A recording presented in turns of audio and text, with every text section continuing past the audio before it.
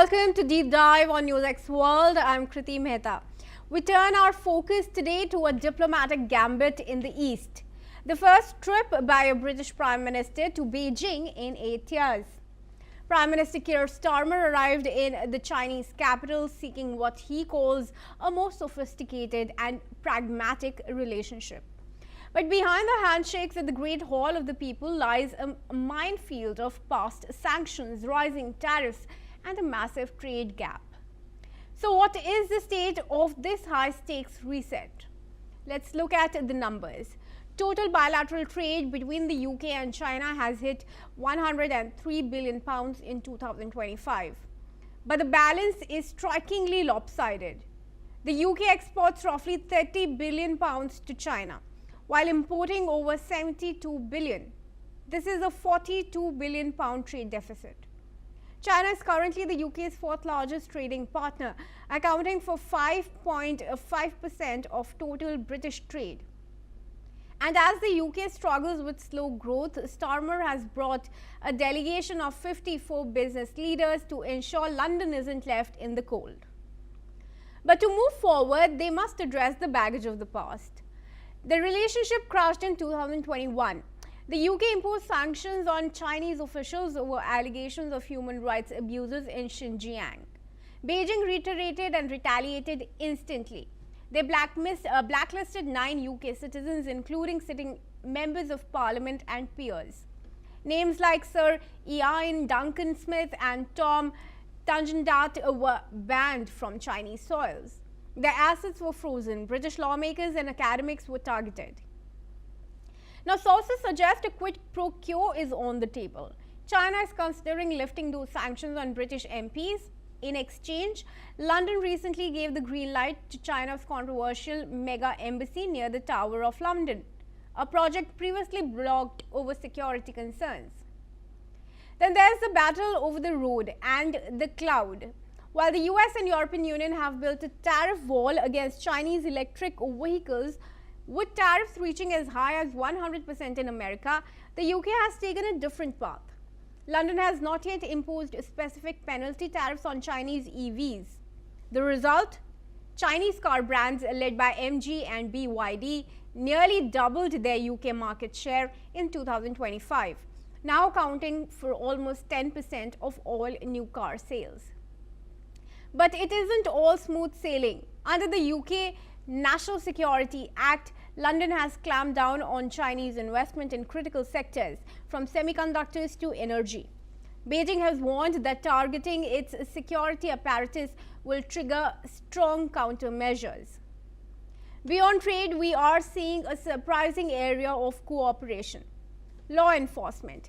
The two nations are set to sign an agreement to disrupt the supply chains of human smugglers. Chinese factories are the primary source for the small boat engines used by gangs in the English Channel. This deal would see intelligence sharing to stop those engines from ever reaching the French coast. The UK is walking a tightrope.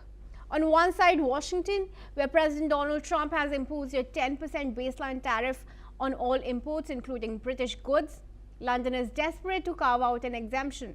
On the other side, Beijing, the only market big enough to offset a transatlantic trade war. So is this a new golden era? Hardly. Starmer's team, is calling it de-risking, not decoupling.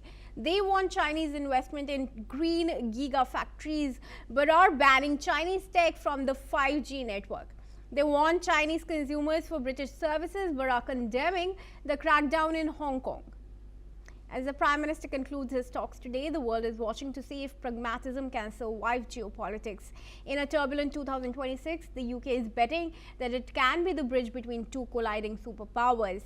But as history shows, bridges are often the first thing to collapse under pressure. Joining me now for this discussion is Dr. Asta Chadha, who is Associate Professor of International Relations at Ritsumeikan University in Kyoto. Dr. Chadha, thanks very much for joining us. Thank you. All right, let's then start with the first question. The UK government has recently approved China's massive new embassy at Royal Mint Court, just days before Starmer's arrival in Beijing. To what extent would you say that this approval serves as a diplomatic down payment to secure the lifting of sanctions on British MPs? And are there any real long-term security risks of allowing such a large-scale facility so close to the City of London's financial infrastructure? Right. Well, thank you for having me here on your channel for the discussion. I mean, we need to remember that this facility at Royal Mint Court, the one that you're referring to as the new Chinese embassy area, this was bought by China back in 2018, and it had since then been under, severe scrutiny by the British organizations. British government, British intelligence, because of its proximity to Britain's financial center and also proximity to the other important key sectors. I'm hearing this also, this proximity to the fiber optic cables that run throughout under the city, and then they do connect somehow to the intelligence agencies in London as well. So there were a lot of let's say aspects to this particular property. The second I think anxiety that the British had was with regard to the size, the sheer size of this facility that has now been approved. It's 10 times larger than the earlier, embassy that China has had in London. So why does China need such a large embassy? Are they planning to increase the number of personnel? Is this going to be in any way used or in some way utilized as a dual use space, wherein on one hand there is an increased surveillance on not just pro-democracy Hong Kongers who are currently in UK, or is it also intended to otherwise listen in on conversations that UK does not want China to listen in on? Now, all of these concerns seems to have been pushed to one side with the approval of this facility by the British Prime Minister, and the fact that he's trying to visit China, after allowing the construction of this facility, says clearly that definitely he's trying to prove to China that he's willing to overlook the past, past issues that UK might have had with regard to human rights, questions or abuses or any other issues that UK might have wanted to raise with China in the past. Now, with regard to your question as to whether this could in fact have a lot of impact on lifting of the Beijing sanctions on UK MPs, I mean, that remains to be seen. What we're hearing now is there is a possibility, but let's not forget there are other things in the run here. UK here is more dependent on China, definitely, when it comes to its own supply chains. UK wants to achieve this newfound friendship with China that they're trying to secure, much like Canada, by the way. And given the fact that the US's partners are one by one lining up to warm up their relations with Beijing, shows to us that this is no longer just about lifting sanctions on certain members of parliament. This goes beyond. This is about catering to China in a way that China gets more access to their local markets. We do know that there is a huge amount of tariff, not just on US allies, but also on Beijing by United States. So this is one way that US allies and US rivals are trying to bridge that gap and bridge that relationship, trying to secure their own economic security in one way or another. And then thirdly, I must also mention that while China's facility had not been allowed to be developed in London since 2018. Similarly, there was a ban, or there was some kind of a stay on even London's expansion plans or UK's expansion plans of its own embassy in Beijing.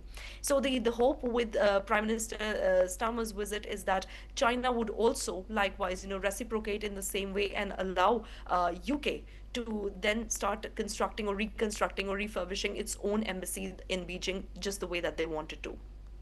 Right. Dr. Chadha, now, in fact, let's also talk about the fact that while the US has moved towards 100% tariffs on Chinese EVs, the UK has largely held back and also allowed brands like BYD to gain significant market share. How do you see the UK's refusal to follow Washington's tariff wall? A break in Western trade unity, or is it a temporary economic necessity to meet Britain's own net zero targets? I mean, it's a combination of both, right? I mean, UK had for a long time set this zero emissions vehicle mandates, which meant that their most of their sales, I think up to 25-28% of their sales back in 2025 were aimed to be in electric vehicles. The question here is, can American and European car manufacturers actually cater to this demand, or cater to these needs? And the answer was no. We knew that, there was a restriction on the amount of Chinese investment into key sectors, into semiconductors, into batteries, all of which, by the way, UK in one way or another is dependent on China for. So despite placing those restrictions on China, if China happens to be the biggest supplier of electric vehicles, the biggest supplier of what UK wants its net zero emissions to be achieved by, then that leaves very little room for United Kingdom to to maneuver and try and find alternative partners. But you pointed out something very important, and here is where lies the risk. Even though UK might say that they're opening up their markets to achieve their targets, or they're opening up their markets to China only for specific issue-based productions, or issue-based articles or objects, or let's say goods that they might need, this in fact, I would say, raises the dependence of United Kingdom on China even further. So what the main question that needs to be asked from Prime Minister Starmer here is that what is his policy in place if this dependence only worsens or increases on China? Does he have any policies in place to make sure, or to cut down on that dependence in any way? And so far as we are reading into his policy, that seems far from what he's thinking about. There do not seem to be any such policies in place that would allow UK to effectively maybe de-risk and not decouple from China. Right. Dr. Chetana, the current UK government is also describing its strategy as de-risking and not decoupling. Right? How can the UK realistically then de-risk its economy when it remains dependent on China for over 70% of the critical components for its green energy transition? And how likely is it for this pragmatism to turn the dependence that's seen during the previous golden era? Right. I mean, see, this is not just UK. I think EU as a whole had earlier expressed very clearly that decoupling was no longer a feasible option. And I mean, in that they are pragmatically, they are correct. They are being more realistic in that sense, because given China's place or critical space in the supply chains, which could get globally disrupted. We saw how they got disrupted and how it raised anxiety worldwide when Trump tariffs were imposed. So this completely decoupling from China is not feasible for European partners in the short run anyway. No, I don't even think it's possible in the medium run.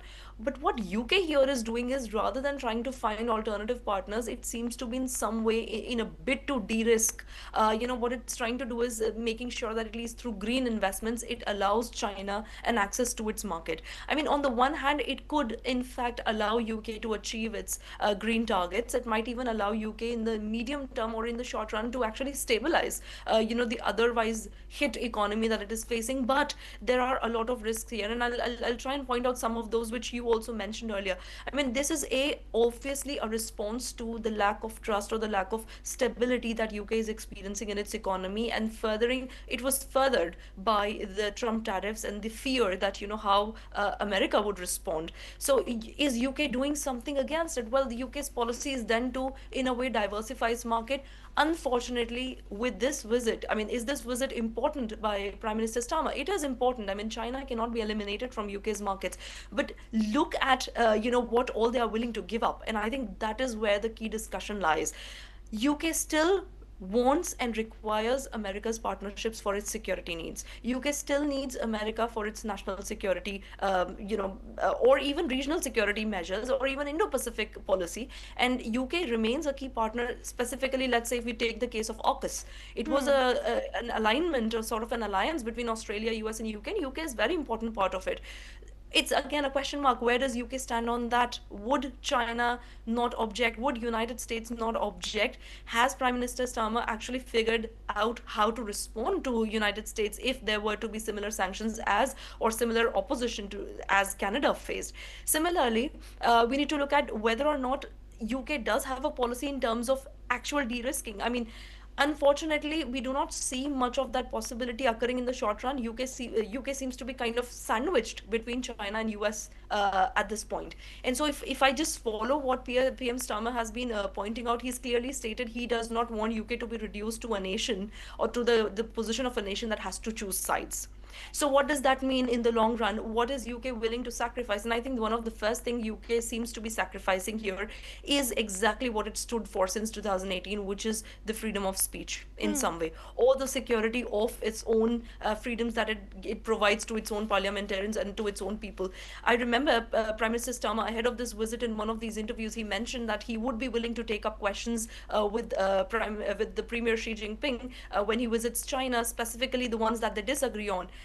It seems very unlikely. We know what happened at G20 in 2024 when the British press tried to raise questions about human rights abuses. They were all sent out of the room. So is Prime Minister Starmer willing to take that hit when it comes to UK's own policy with regard to human rights, or its own ideas with regard to freedom of speech? I mean, there's a lot at stake here, but clearly looks like UK, at least for the short run, for its own economic security, seems to have picked a side nevertheless. Right, absolutely. Dr. Chadda, thanks very much then for joining us in this conversation. And viewers, that's a wrap on this episode of Deep Dive. Stay tuned to NewsX World for all international news and updates.